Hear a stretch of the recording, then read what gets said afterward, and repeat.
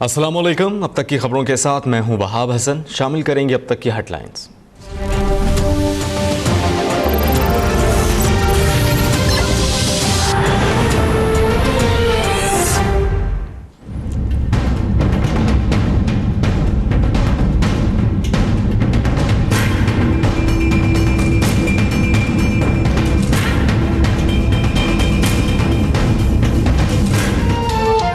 NF4 Peshawar में तहरीक इंसाफ का बड़ा इम्तिहान। PTI के गुलजार खान की वफात के बाद खाली निशिस्त पर ज़िमनी इंतखाब आज होगा।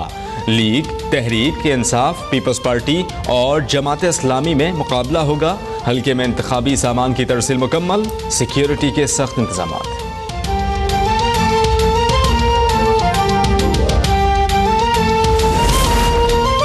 हल्के में मजमूई वोटर्स की तादाद 3,97,000 है। 2,35,000 मर्द और 1,62,000 खवातीन वोटर्स हैं।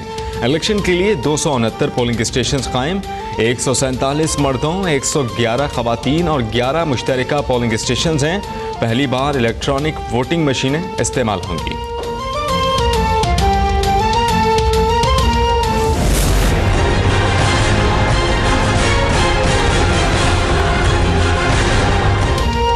मरियम नवाज आज एहतसाब अदालत में पेश होंगी। कुलसूम नवाज की अदालत के बाइस नवाज शरीफ का लंदन में क़याम का फैसला। नवाज शरीफ ने नैब रेफरेंसेस पर फर्द जुर्म का हुक्मनामा चैलेंज कर दिया। इस्लामाबाद हाई कोर्ट ने साबिक वज़ीर आज़म की दरख्वास्त पर विफाक और नैब से जवाब तलब कर लिया।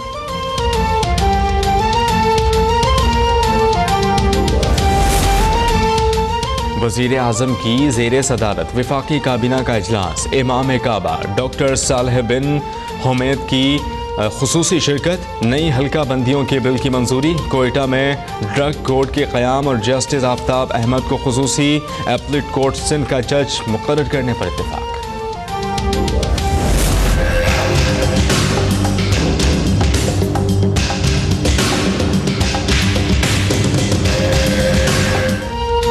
हुकूमत और इदारे पाकिस्तान के मफाद का आखिरी दम तक साथ देंगे।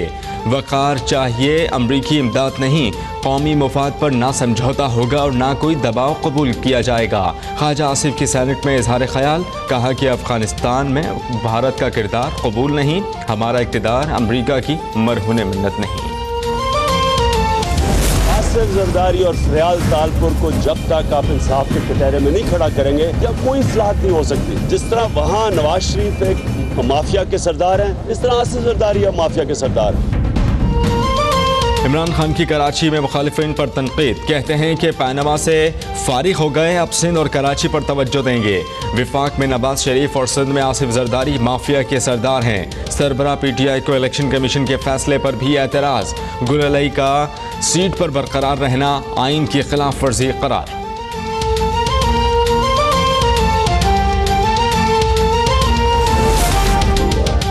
2013 के इंतखाबात में हमारे हाथ बंधे थे। मुझे ऐवान सदर से बाहर नहीं निकलने दिया गया।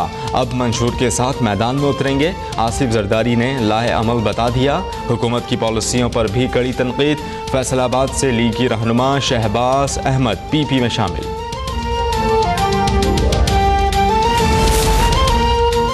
कारकुनान की ज़बरदस्ती वफादारियाँ तब्दील कराने का सिलसिला बंद किया जाए। MQM पाकिस्तान के सरबराह फारूक सत्तार की हैदराबाद में गुफ्तगू। कहा कि डॉक्टर नौशाद के कातिलों को फौरी गिरफ्तार किया जाए। हुकूमत सिक्योरिटी दे, हम कब तक लाशें उठाते रहेंगे।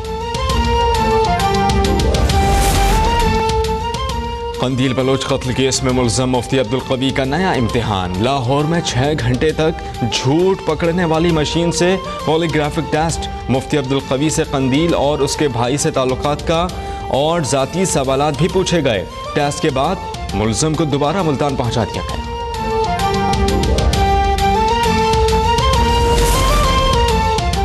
कराची में 3 घंटों के दौरान 24 वारदातें करने वाला मुलज़म पकड़ा गया। मुलज़म जुनैद ने बेशतर वारदातों में ऑनलाइन टैक्सी ड्राइवर्स को लूटा। मुलज़म से छीना गया असलहा, मोटरसाइकिल और 16 मोबाइल फ़ोन बरामद।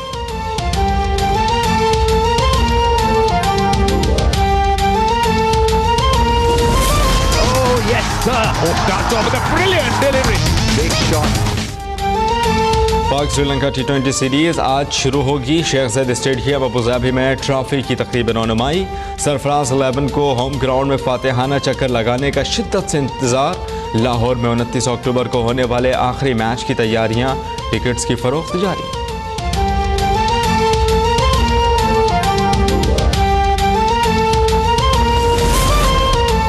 भारत में क्रिकेटर्स ही नहीं, क्यूरेटर्स भी सट्टेबाज निकले। पैसे लेकर क्यूरेटर बुकीज की मर्जी की पिचें तैयार करने लगे।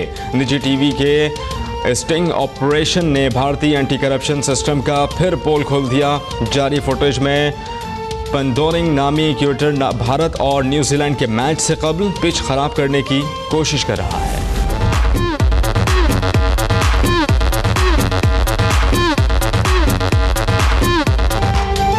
और दिल होना चाहिए जवान। पेंसिल्वेनिया में 94 बरस की दादी अम्मा ने हजारों फीट की बुलंदी से स्काई डाइविंग करके सबको दंग कर दिया।